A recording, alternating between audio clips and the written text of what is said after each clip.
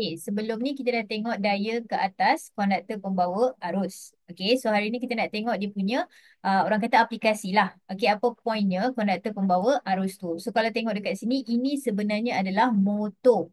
Okay, ni sebenarnya adalah motor arus terus ataupun DC motor.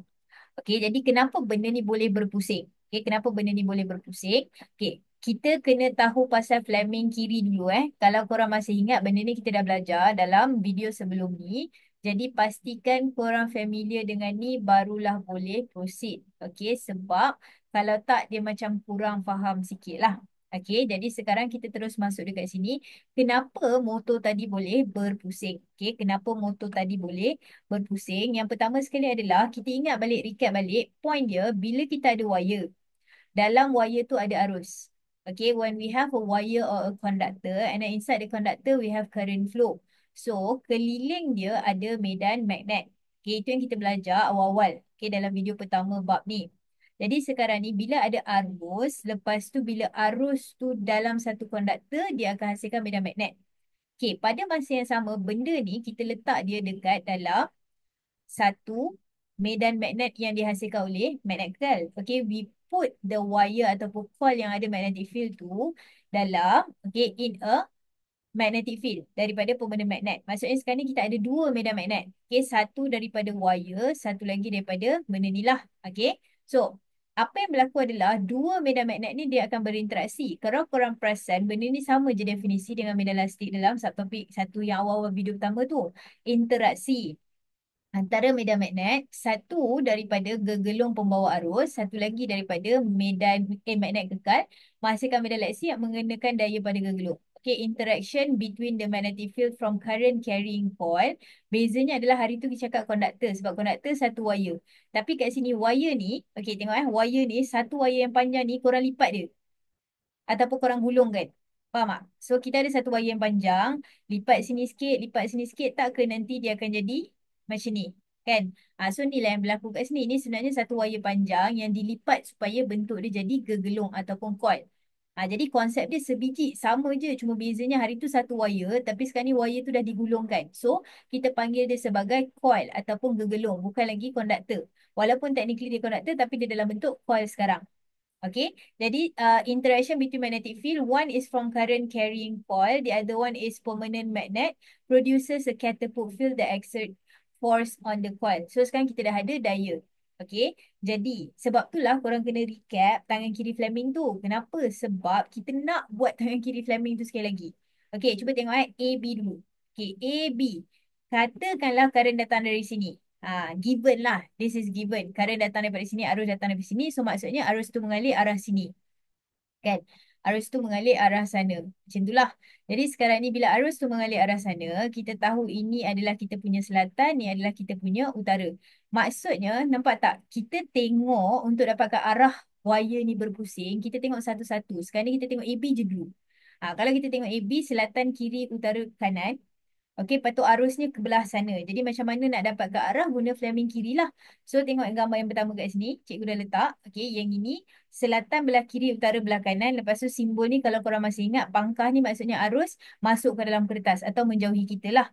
Jadi kalau kita guna tangan kiri Fleming kat sini lah. Nampak? Utara ke selatan sebab jari telunjuk sentiasa menunjuk ke arah selatan. Lepas tu wire tu menunjuk ke arah arus ke dalam sana. So ini adalah arah arus. Kan? Jadi daya ke mana? Daya ke atas. Sengit sikit. Tapi buat straight-straight lah Okay, macam ni. So ini adalah daya kita.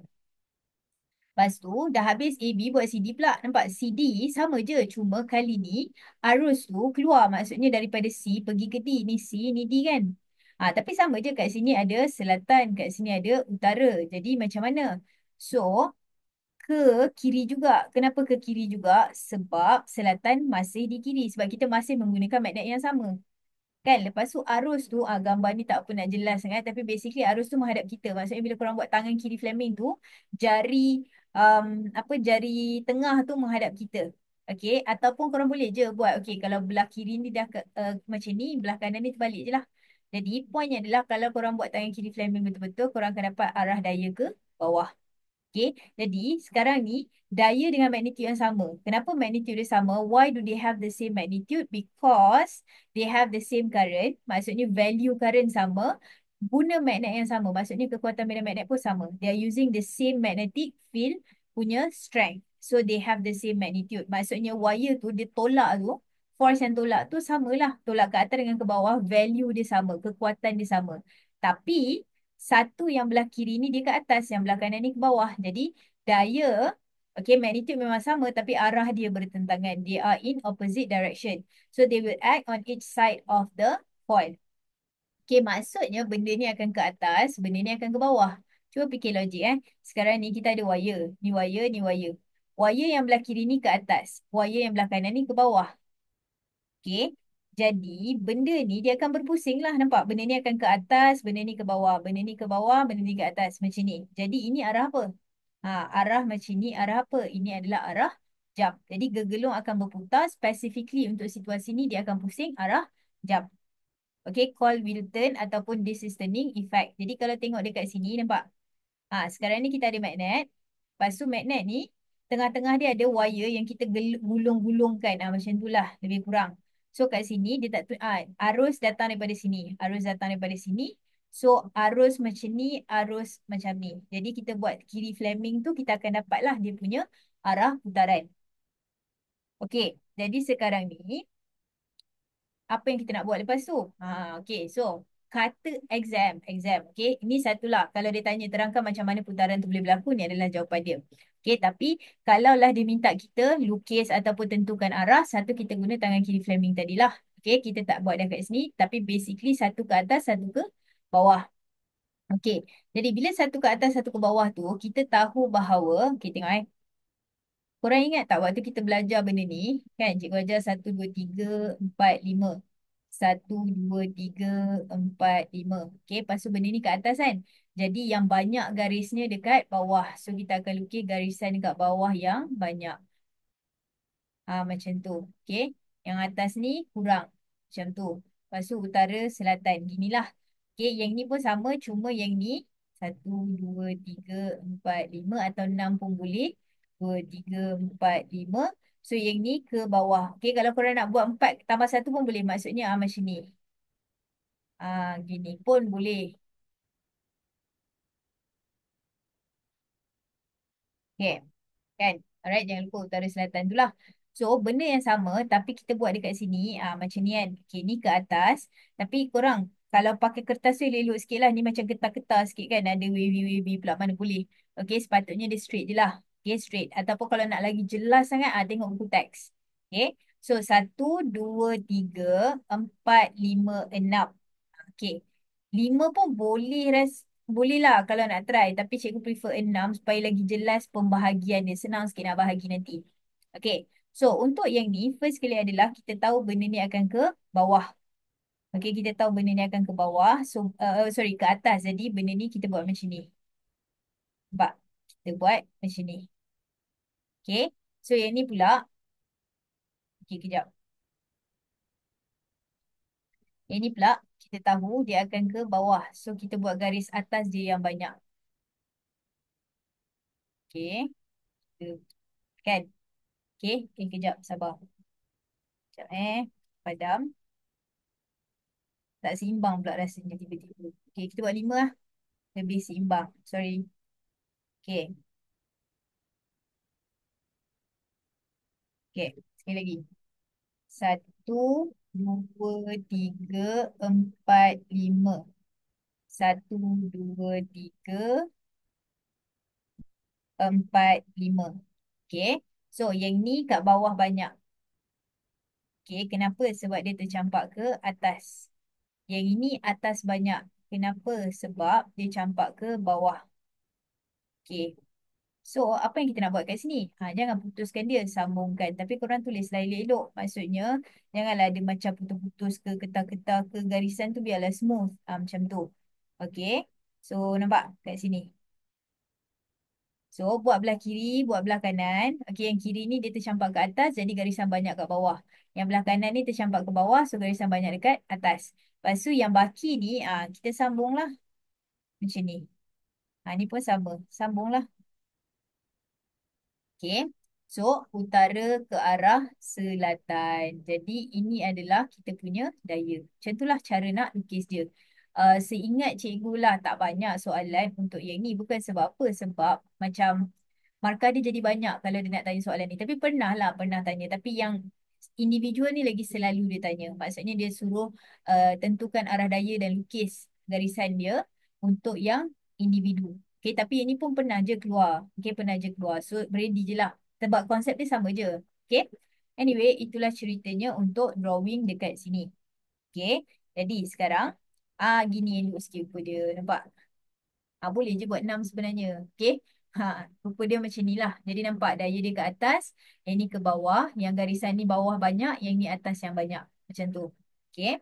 So, sekarang ni dalam satu motor dia ada banyak structure lah. Korang kena tahu structure ni sebab structure ni nanti dia boleh keluar dekat soalan ubah suai ataupun modifikasi. Okay. Apa yang kena ada? Pertama sekali adalah mestilah kena ada gegelung tu. Okay, sebab gegelung tu lah yang akan menghasilkan medan magnet. Maksudnya, kan kita kata benda ni kita nak ada dua medan magnet. We need two magnetic field. Jadi, gegelung ni akan menghasilkan medan elektromagnet tu menyebabkan ada je interaksi dan medan elastik semua itulah. So, kita kena ada gegelung dan kena ada magnet. Okey, lepas tu nama pun AC. Okey, so bila AC pula DC ataupun arus terus. Jadi ini adalah kita punya bekalan kuasa. Okey, technically ada juga motor AU. Okey, di mana arus ulang alik. Tapi arus ulang alik ni nanti kita akan tengok lebih dalam generator bukan motor. Tapi kalaulah motor AU ini adalah dia punya shape. Okey, gambar ni cikgu tak ingat cikgu cari dekat mana. Kalau cikgu ingat cikgu hantar link, cikgu share link dekat description. Okey, tapi ideanya adalah beza antara motor AU, okey, motor arus terus arus ulang alik, okey, dengan arus terus adalah dekat sini. Okey, jadi kalau kita pakai bekalan kuasa arus terus, kita akan guna commutator. Okey, tapi kita akan fokus lebih pada commutator lah untuk motor. So ini nama dia commutator. Jadi fungsi dia adalah mengubah arah bagi arus dalam gegelung bagi setiap separuh putaran. Gitu. Okey, tak apa. Ini jangan risau. Nanti kejap lagi dekat slide seterusnya cikgu akan explainkan apa maksud ni.